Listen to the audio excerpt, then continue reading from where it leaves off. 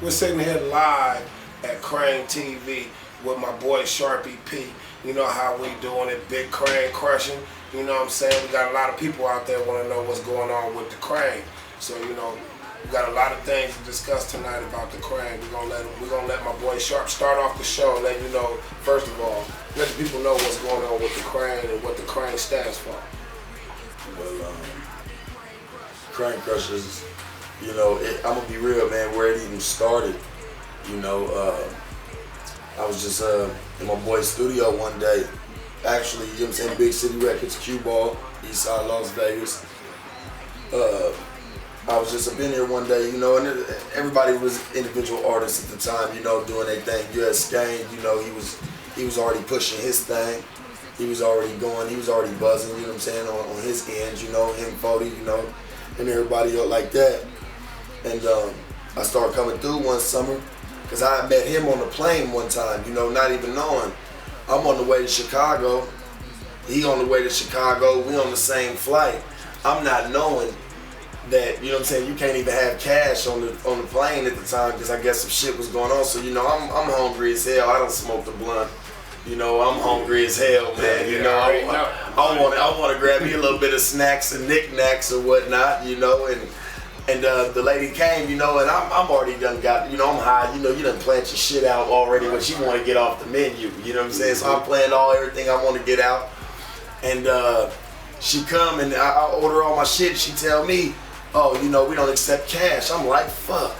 You know, I'm stuck with peanuts and water the whole time. This nigga over here drinking, man, Moscatos and all types of shit on the plane, you know, because he had his card, you know. So at the end of the, long story short, at the end of the flight, you know, I link up with him at the end of the flight, you know, we end up shaking hands or whatnot, you know, and he tell me, oh, hey, you know, man, shit, you should have asked me, man. You know, I had a card the whole time. That made me mad even the whole time. But, you know, that just shows you what was the card? What kind of card did he get?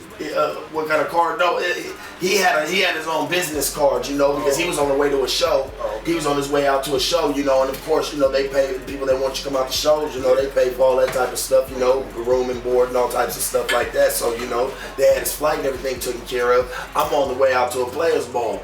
You know what I'm saying? Somebody's birthday party. You know what I'm saying? I won't mention no names. You know, but somebody was. Must have been doing the real big. Yeah, it was cool, man. You know, so we get off the plane, like, you know, and I chop it up with him, you know, and he offered me a ride to the south side. You know, and he was going 45 minutes the opposite direction.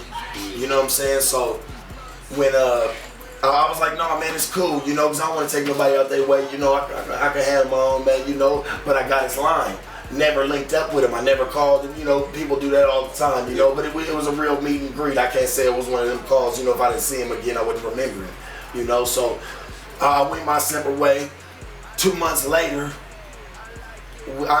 he ends up knowing a friend of mine, I said, you know, so we end up linking up through that note, and I was like, oh shit, you know, that's my guy right there, you know what I mean? That's my guy. He's good people. Who's I say?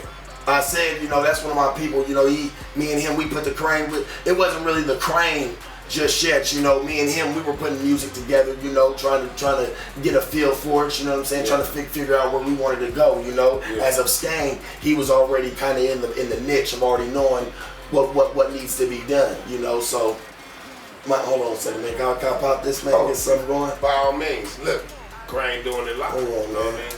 Crane TV. I ain't trying to stun on nobody. Crane television coming to you live. Yeah, I ain't trying to stun on nobody, man. You know, I'm just a little parched over here, man. You know, we got a long story to tell. You know, so, but back to my story. You know, they happen to know each other.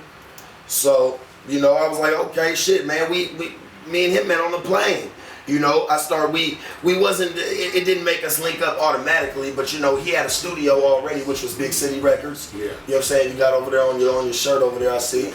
You know, they already had some things going on.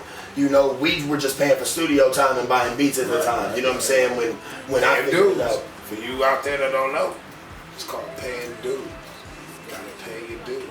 Yeah, man. So, you know, we was doing that for a little bit, you know, and then we was just all kicking in the studio after some studio time one day, you know, just messing around or whatever, you know.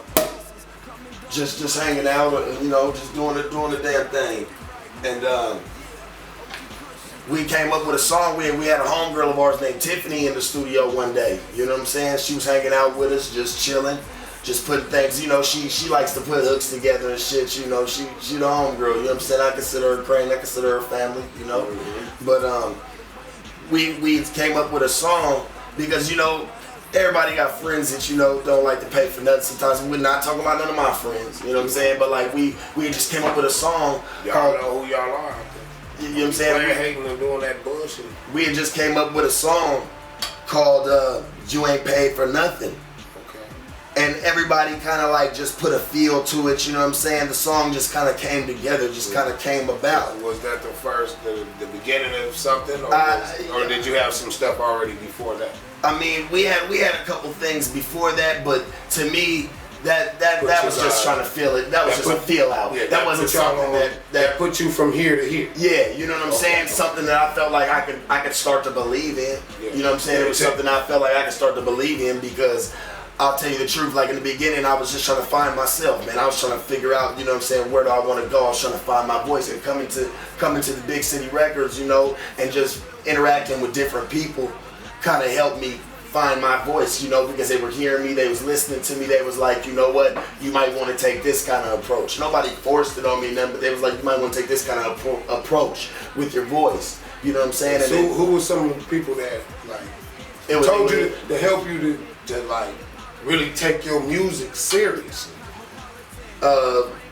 Big ups, first and foremost, Stain. You know what I'm saying? Never gave up on me, man. You know, always let me know, you know, come harder, you know. And then it wasn't like no, you know, daddy type shit, like, oh, you needed, like, you know what I'm saying, no force type shit, like, you know what I'm saying, he's really like, come on, man. Do you feel confident? You know, that makes you question things, you know, it makes you go harder, you know what I'm saying? It was a good look, man, you know. And like I said, back to the You Ain't Paid for Nothing, we had did that, and it was a good look, man. Everybody was feeling each other, you know what I'm saying? Everybody was feeling each other, and everybody wanted to see where we could, you know, take the next level. You know, that song was buzzing. You know what I'm saying? We liked that song. Everybody came together. It was a good vibe. You know, from different places. People coming from different places.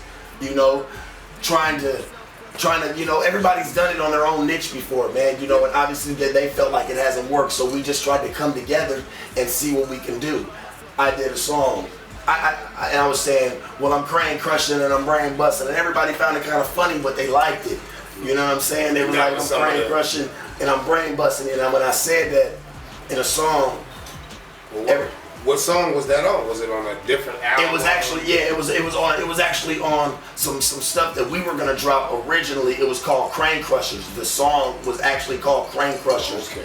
You know what I'm saying? That's what the song was called. You know what I'm saying? And I had a hook and went, well, I'm crane crushing and I'm brain busting. Coming through stunting like it ain't nothing. Well, I'm crane crushing and I'm brain busting. Like the hook, it started like that or whatever, you know?